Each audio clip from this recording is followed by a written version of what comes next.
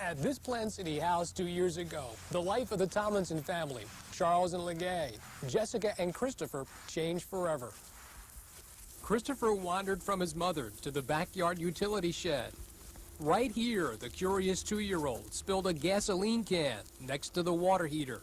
In the time it takes to draw a breath, the little boy lay horribly burned and deformed.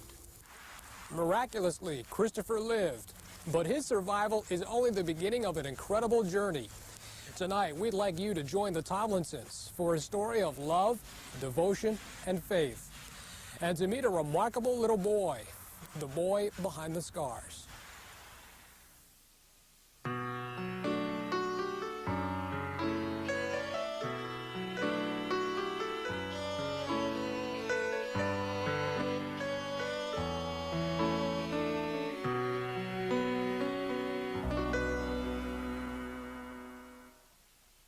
The Boy Behind the Scars, brought to you by the Tampa General Hospital, your leader for life.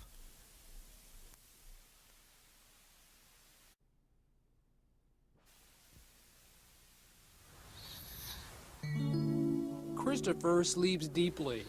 His mother says he's always been hard to wake. He dreams the dreams of all little boys.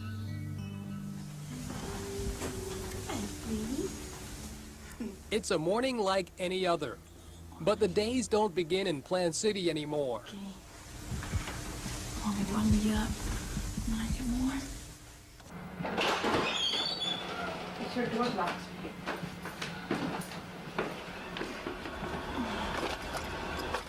Legay Tomlinson drives Christopher's sister, Jessica, to school every morning, and every morning Christopher goes along. Today, he's bundled tight against the cold. Fall mornings in Brockton, Massachusetts are always colder than in Plant City. Are you cold? I'm cold. We're going back upstairs. To our house. 6 months ago, the Tomlinsons moved to Brockton, a blue-collar suburb of Boston. It's different up here. Florida is still my home, my family, our friends, and our church is down there. And I miss those three things very much. Mom, what's doing? Mommy's fixing your breakfast. Christopher was burned over 95% of his body. Okay, you all ready to get up in your chair? Doctors at the Shriners Burns Institute in Boston performed a medical miracle. It took 8 months to save his life. But even though he's now out of danger, Christopher needs surgery at Shriners an average of 4 times a year until he grows up. Giving up their Plant City home was the only way the Tomlinsons could keep the family together and have Christopher closer to the care he needs. Okay, now just hang in there a minute. I'll make your boo-boo wrap.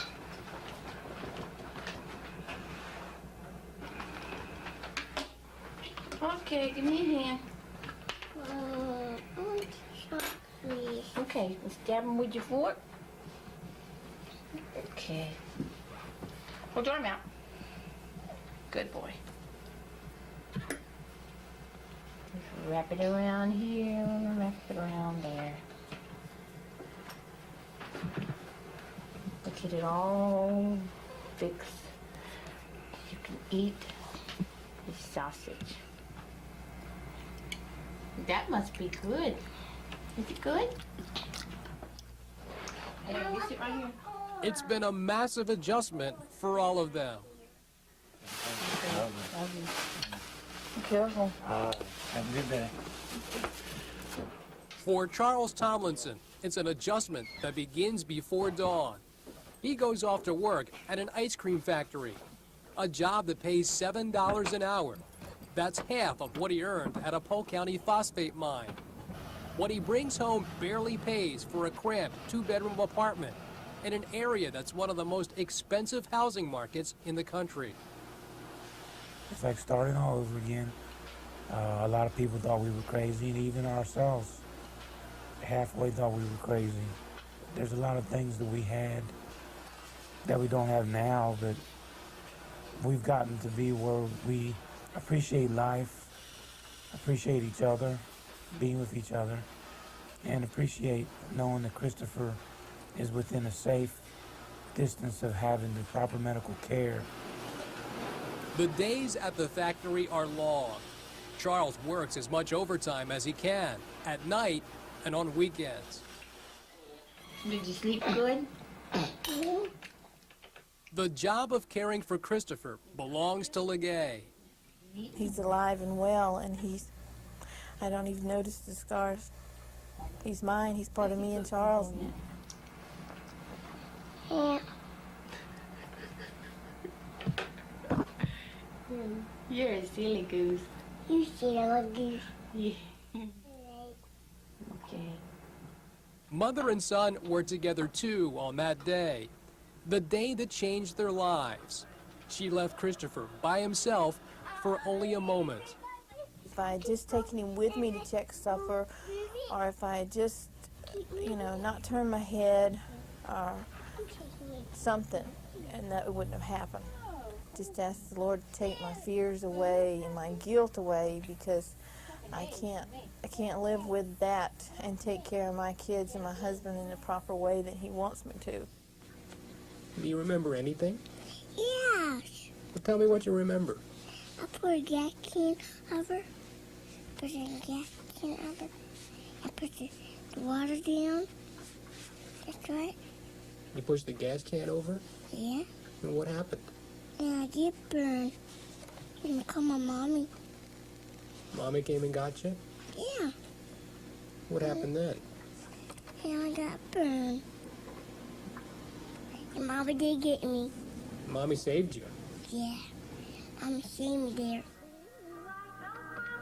Christopher spends a lot of time in a world of play. I going cool. Yeah. A big going cool. He doesn't like you to help him. He likes to try it on his own first, and then if he can't, he'll ask for help. But he's very independent. Over here. Look at me. Come on. Christopher has adapted well at home. What seems different to us is quite normal to him. Christopher was too young when he was burned to know anything else. Cleaning Christopher's scarred body is a twice-a-day ritual. It's a time-consuming procedure to prevent infections to his skin grafts and the bumps and open sores Christopher gets from crawling around the house. Okay, sit up. Let me take your boo-boo straps off. Okay, let's get this one. Get this one. Yeah, just sit still. Christopher's skin is stretched tightly. It doesn't heal quickly like it did before the fire. Okay, now. Put the wash underneath your arm. Good. Mommy putting cream on you? Oh, that feels good, don't it? After the healing cream, sores get a dab of disinfectant. Okay. And this one. And this one. Okay, don't fight me and it won't hurt. Christopher then squeezes into a tight-fitting elastic pressure jacket to smooth the scars. It's painful and tremendously uncomfortable. Flat. That's so. It's not me. It's okay. I worry about something else happening to him, or the same thing happening to him again, but God gave him to us, and He let him live, and I'm too proud to have him and hold him and love him to think about that.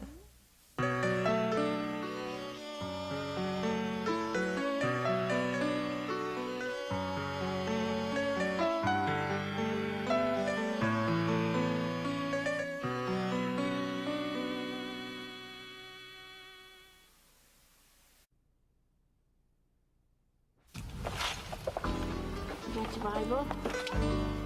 Sunday is a special day for the Tomlinsons, a day of togetherness and worship. But they travel a different road to church than in Plant City. This is Boston, a city of highways and high-rises. Let's begin this morning with our first hymn. Christopher's burn severely tested the Tomlinsons' faith. But even with their son on life support machines, they never lost hope. We all held hands in the waiting room. We all prayed for Christopher and for God's will to be done in his life. Our faith has grown strongly because of all this, and I believe he had his hands on the whole thing. Charles and LeGay believe if it was God's will that Christopher live, it's also his will that society look beyond Christopher's scars and deformities. Some people have stated that maybe it would have been a better idea to let him die. Now that I look back at it, I'm glad that I didn't, because Christopher is so full of life and he's so curious, and he learns something every day. Betsy Draper is the pastor's wife. Like others who've come to know Christopher, she tries to help people understand, especially the children. He wants to be your friend too. See, his skin's just a little bit different, but he laughs, don't you? So, yeah, we're going to play together.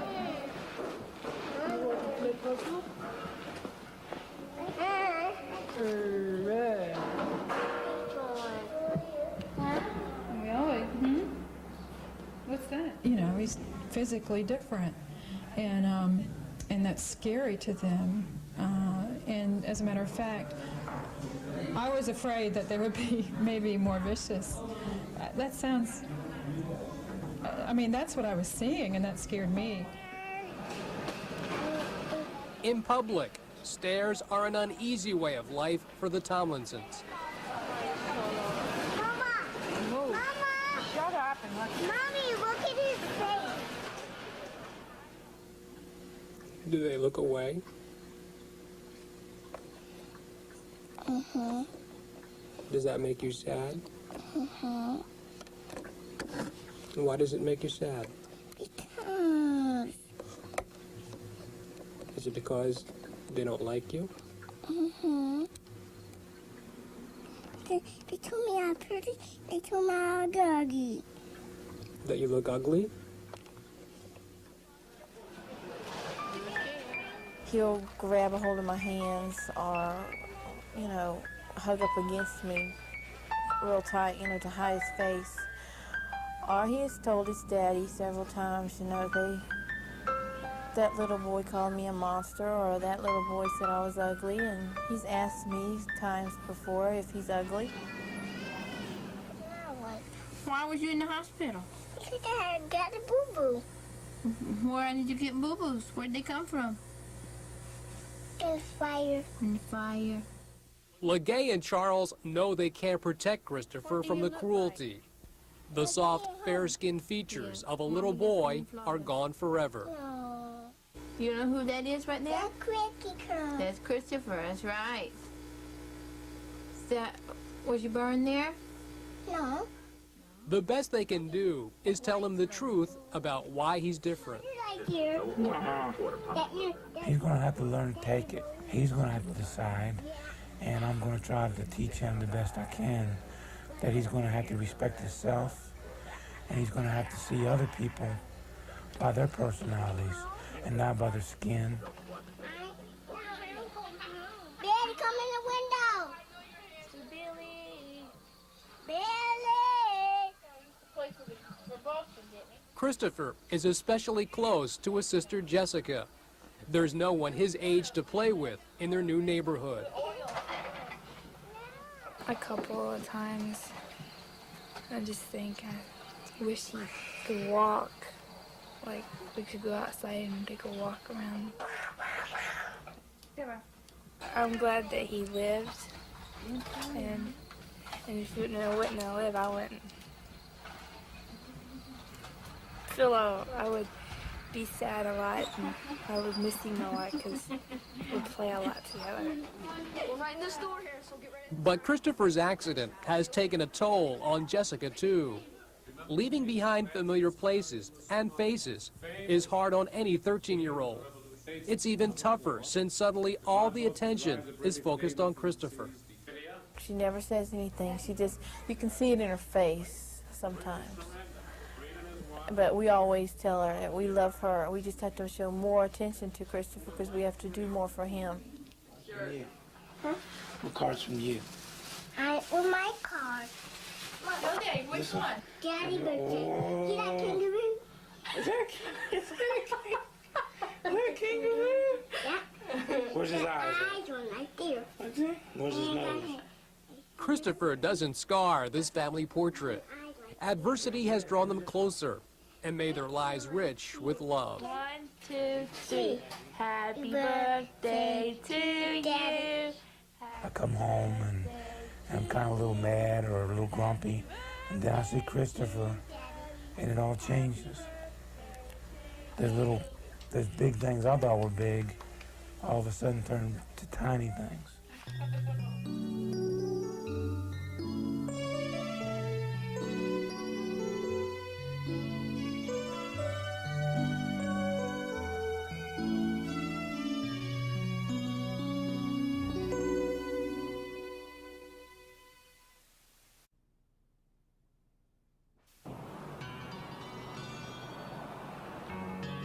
The Boston Shriners Burns Institute is a second home to Christopher. You're taller than I expected. There are only a few very young, severely burned children that doctors could save. Christopher was the youngest. Okay. Almost done. Hang on. Christopher wasn't even 2 when he was burned. He's now 4. He spent more than half his life here. Oh boy, did you pump that up? You know, we always try to prepare him. We say, you're going to go to the hospital and you're going to have surgery. And he starts getting a little inquisitive about it, and then a couple of days before that, he gets a little nervous. Are they going to hurt? Oh, you don't hurt, remember? Christopher's had more than 24 operations to save his life. He now faces years of reconstructive and cosmetic surgery to make him whole again. All of Christopher's care is free under the Shriner system. His care could cost nearly $1 million by the time Christopher is grown. Can you get it? Good boy. His skin melted to the bone in some places. The challenge is to help him grow and develop like other children. John Remensnyder is Christopher's doctor. He really doesn't know if it can happen. It's only been since the early 80s we've been able to bring kids like this through of any age. So we don't have that specific data. We do have some data which suggests that if you have full thickness injury, like Chris had, of lower legs, arms, and so forth, you're going to have some growth restriction. Christopher, morning. Christopher is awakened before dawn to get ready for surgery. Hi. Guess what? Mommy called, and she's going to be here very soon.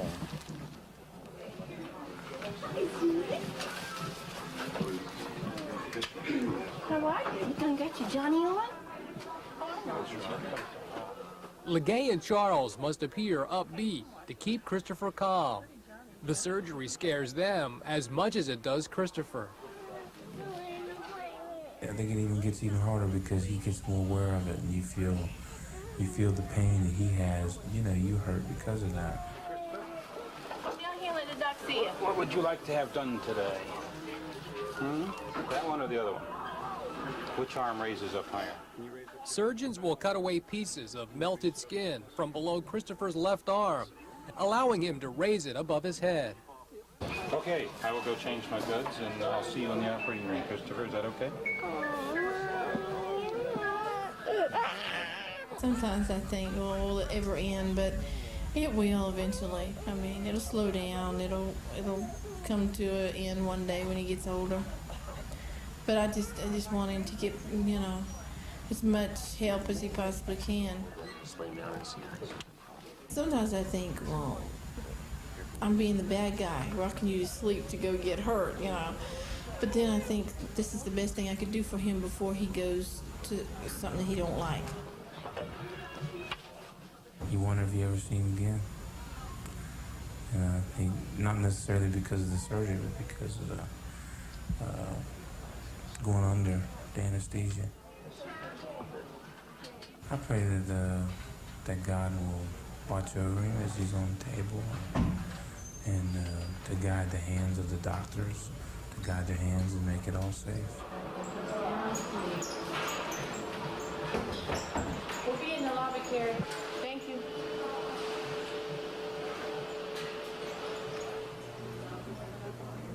To help pass the time, they roam the hallways with a friend. The walls are a panorama of Christopher's survival.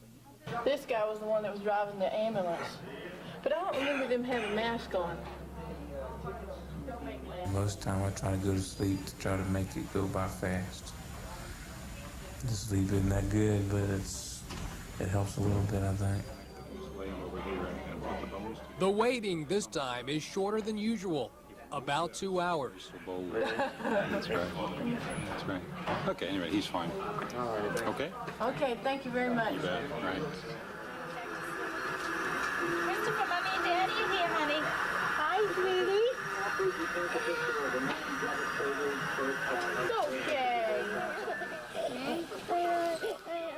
He's given a potent pain-killing drug, but it isn't always enough. Doctors took skin from his behind to cover the wound under his arm. Christopher's buttocks and groin are the only places that weren't burned. Give you some medicine so you feel better? He had an operation too, and he got a splint in the donor site. His favorite doll has a dressing just like Christopher's. It's part of the healing process, letting Christopher know he's not alone while getting well. A day later, when he's feeling better, the hospital attempts to resurrect another part of Christopher. At long last, Christopher may soon walk on his own. At a special workshop, Christopher is fitted for new braces. They'll have artificial feet with shoes so he can balance. Just to it where it's going to work on his knees. He'll get a normal gait back again instead of just popping around on these. Shirt's down. My pants on. Yes, your pants on. Got that stuff. To get him home and get back into the swing of things, it's good. Bye. Bye, Carla. Bye, everybody. Christopher's operations are as regular as the change of seasons. But when the hospital visits are finally all over, the Tomlinsons see a future full of promise. Oh, me and Charles always say that God didn't let him live for nothing, that he's gonna amount to something really good. I think he'll show other kids that have disabilities that they can do it too.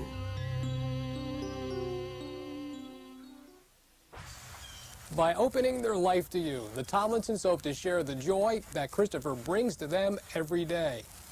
Even though this will always be home in their hearts, the Tomlinsons say they'll probably never live in Plant City again.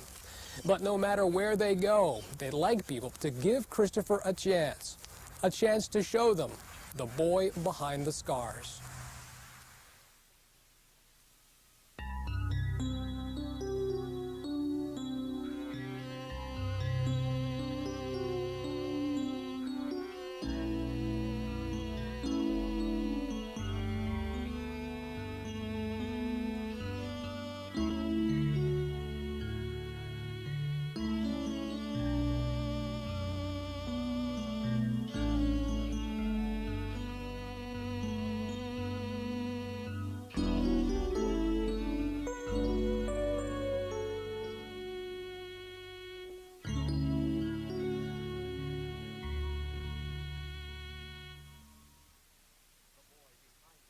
The Boy Behind the Scars has been brought to you by the Tampa Bay Regional Burn Center at the Tampa General Hospital.